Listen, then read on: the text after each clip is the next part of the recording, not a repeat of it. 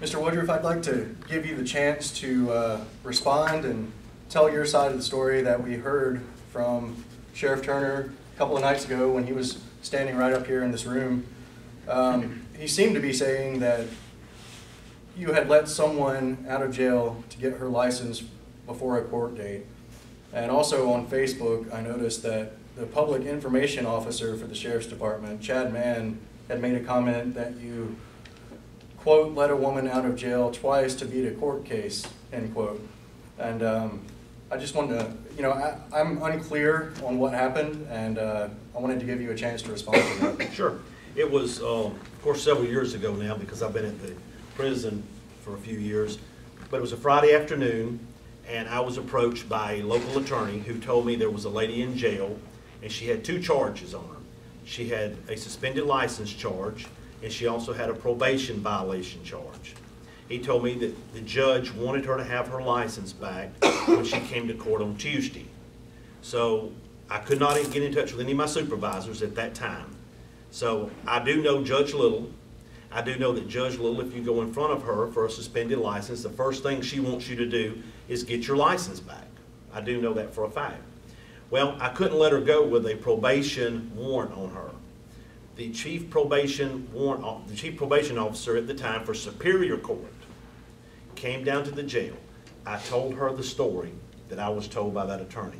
She told me, lift my warrant, allow her to go get her license. So they lifted the warrant. At that point, I could have allowed her to OR or sign her own bond and just leave and not come back. But I did release her. She went to the local driver's license division. She could not get her license there because of whatever the reason was for suspension. She's going to have to go to Columbus. I arranged it the next day for her to go to Columbus and get her driver's license. She went down there, came back both times. She could not get her picture because the machine was broken. On Monday morning, I go into my supervisor's office and I tell him, look, I could not find you on Friday. This is what I did on Friday. He said, you did exactly right. He said, you set it up for Tuesday, have her carried over there, have her picture made, and then take her to court. I had a deputy do that. After that, I was called into internal affairs, questioned about it, told them the same story, was eventually terminated from my position. I filed an appeal with the sheriff's office. When I filed an appeal, I was reinstated and then allowed to, I got a call, and they told me, you can transfer to the prison and go to work for the warden. I knew at that point they no longer wanted my services at the sheriff's office. I didn't want to stay somewhere where I was not wanted after having served so many years there. I talked with the warden. He offered me a position at the prison. I took that, and now I'm currently the business administrator at the Troup County Prison. And that's exactly what happened. Thank you. Another thing Sheriff Turner said 2 nights ago when we had the forum here in this room was, direct quote, they revoked his certification, they revoked it. LaGrange Daily News talked to Ryan Powell, the director of operations at Post, and he said to say his certification was revoked is entirely incorrect.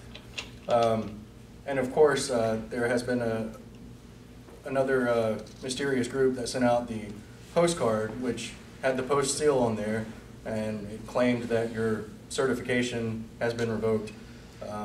And I just wanted to give you a chance to respond to that and tell your side of the story on this. Certainly. Thank you for allowing me to do that. I wanted to do that tonight.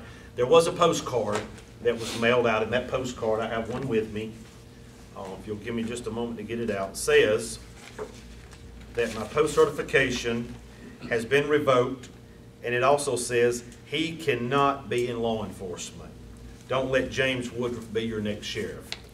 After that incident where I transferred to the prison, the sheriff's office sent in materials on me to Post that several allegations that I had violated. Post conducts their own investigation into that. They will send the candidate or the officer a letter that says, our recommendation is that we will revoke your certification unless you come forward and come to Post and explain what you did. I did that. I requested a hearing with Post. I had an attorney out of Newnan go with me to Post.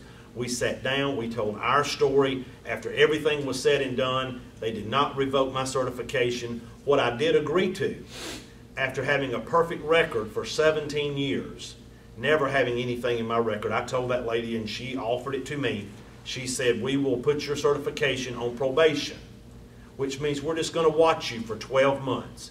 I readily welcome that. I had a perfect record. I've never been in trouble with post, never been in trouble with the sheriff's office in my entire career. So I said, yes, I'll take 12 months probation. She said, all we're going to do is watch you. You can still work in law enforcement. You can still carry a gun. You can still do any job that you want to do. You are not revoked.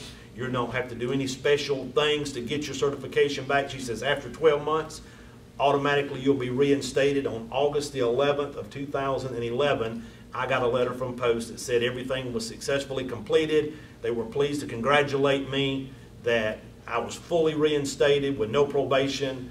Since that time, I asked the warden if I could voluntarily go to corrections officer school, which is at Tift College in Forsyth, Georgia. I just wanted to go over there and get another certification.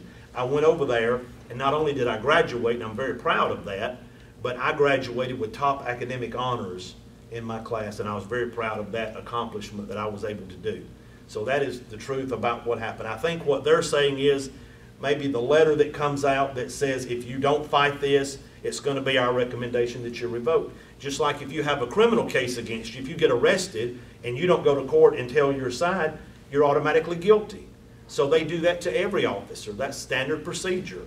And so the letter that they sent out, I guess these people got a hold of it, but what they quoted was, I'm revoked now. And that is simply not the fact. Ryan Powell, the director of operations at Post, said that is a lie. And he told me personally by the end of the business day, when this thing came out, that they were almost having to answer the telephone there and say, if you're from LaGrange, it's a lie, and hang up, because so many people had bombarded them with that. Mr. Jeff Brown printed off my entire Post record that showed all of my training hours. I have a paper here with me tonight. If anybody would like to see that comes straight from Post, it says I am in good standing with Post. I'm a certified law enforcement officer. I'm an instructor through Post, and I'm also a certified corrections officer. But thank you for allowing me to clear that up. Thank you. Okay, next question. How would taxpayers lose $1.7 million if Sheriff Turner is not reelected as he claims? That's a very good question. I heard him make that statement the other night, and what he's referring to is confiscated drug money that the State Patrol and the DEA, along with the Sheriff's Office, has confiscated on the interstate. I think there was a tractor trailer that had several $1 million in there, and the Sheriff's Office portion of that was $1.7 million. And he's used that for years to buy patrol cars and guns and bulletproof vests, thus saving the taxpayers that money in the budget.